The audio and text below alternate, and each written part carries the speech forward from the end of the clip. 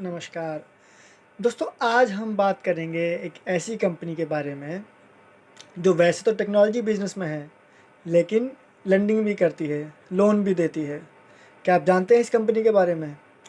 दोस्तों, मैं कंपनी का नाम बताऊँ, उससे पहले आप वीडियो को लाइक कर सकते हैं, शेयर कर सकते हैं और चैनल को सब्सक्राइब भी कर सकते हैं।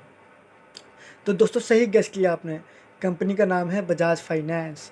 दोस्तों, ये कंपनी टेक्नोलॉजी बिज़नेस में कैसे है, तो आइए आज हम इसके बारे में ही पहले बात करते हैं।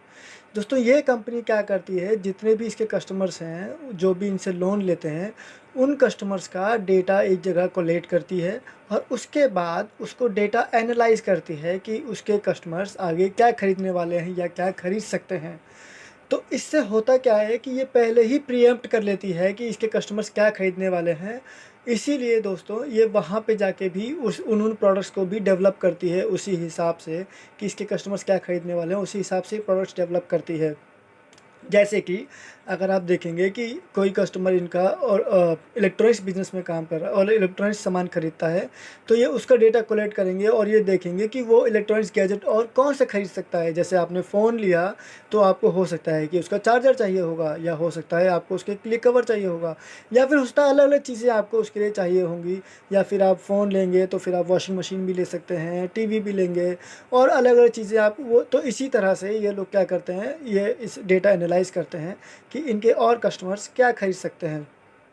इसीलिए दोस्तों, अगर आप देखें तो इनका टोटल कस्टमर बेस लगभग 5 करोड़ लोगों का है, 5 करोड़ का कस्टमर बेस है इनका। लेकिन अगर आप देखें तो ये 55 से लेके ऑलमोस्ट 60% तक हर साल कस्टमर्स अपने रिन्यू करते हैं, यानी कि उन्हीं कस्टमर्स को ये दोबारा लेंडिंग करते हैं। जिससे ये साफ़ होता है कि जो इनका एनालिटिक्स बिज़नेस है, टेक्नोलॉजी का बिज़नेस है, वो बहुत ही शानदार तरीके से काम कर रहा है। इसीलिए ये लेंडिंग भी बहुत अच्छी तरीके से कर पा रहे हैं और कॉस्ट ऑफ फंड भी इनका बहुत ही लो है। वो इसलिए दोस्तों, जो बाकी एनबीएफसीज़ होती हैं, वो क्या करती हैं, वो बैंक से पैसा उठाती हैं, वो बैंक से लोन लेती हैं कस्टमर्स को देने के लिए। लेकिन ये क्या करती है, ये सीधा इन कस्टमर से यानी कि पब्लिक से सीधा पैसा उठाती है, जैसे आप और मैं हैं। तो इसलिए इनको कॉस्ट ऑफ फंड्स भी इनको कम पड़ता है और प्रॉफ़िट मार्जिन भी इनको ज़्यादा होता है। अब आप कहेंगे प्रॉफ़िट मार्जिन कैसे ज़्यादा होता है? तो दोस्तों, मैं आपको बताना चाहूँगा, ये अगर आप देखें, अगर आपने देखा होगा, तो ये छोटी-छोटी जगह पे भी मौजूद हैं।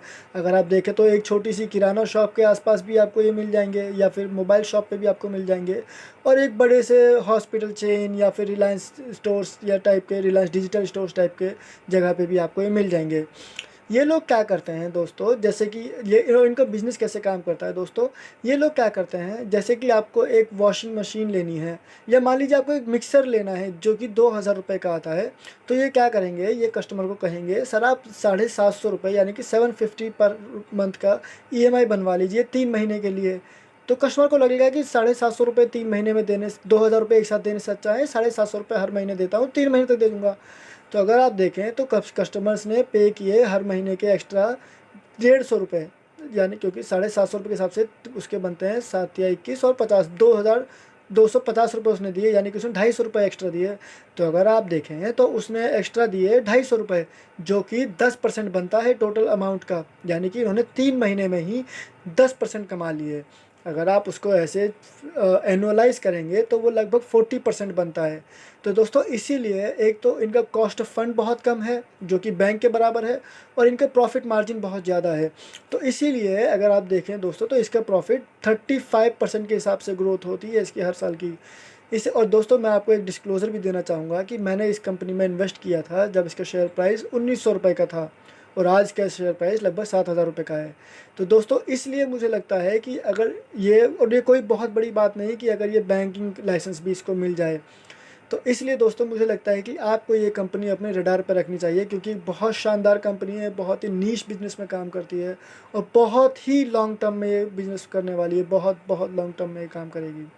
इसलिए दोस्तों, ऐसी वीडियोस देखने के लिए वीडियो को लाइक कीजिए, चैनल को सब्सक्राइब कीजिए और वीडियो को शेयर भी कीजिए दोस्तों। Thank you very much. जय हिंद।